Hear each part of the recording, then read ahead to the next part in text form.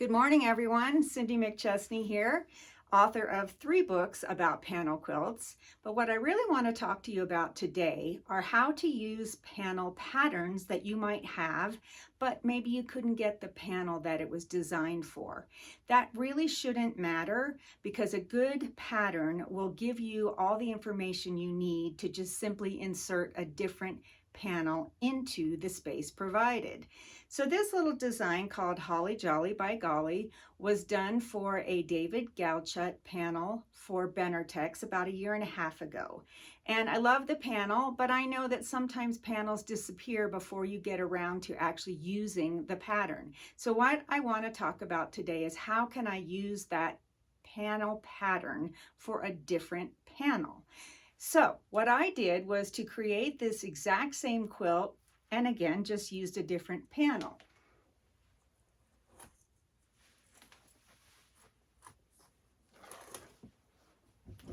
So what you see here is my second version of this quilt. The panel pattern is exactly the same. So what's different? Well, what's different is possibly the center panel space. So what happens then is you're either going to be trimming your panel to fit within that space, or you're going to be adding coping strips to help you make the panel big enough to fit in that space, which should be defined inside of the panel pattern itself. There's a lot of tongue twisters in this video this morning. Well, maybe you don't want to do it as a Christmas panel. So here's what I've done this week.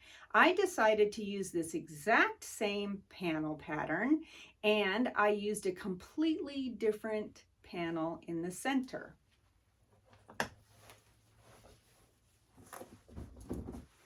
So this one has nothing to do with Christmas at all. And what I decided to do was to make my stars reflect some of the colors of the flowers in the central panel.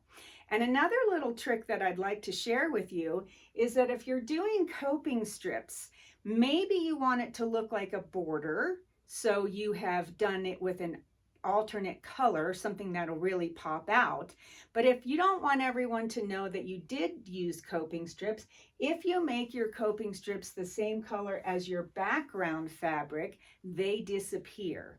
So the point here is that you're either going to trim your panel to fit in the defined space, or you're going to add coping strips to make the panel bigger to fit within the defined space.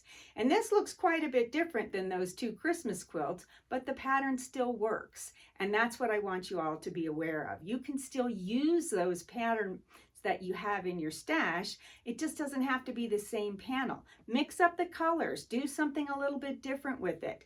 Change up the border if you want to.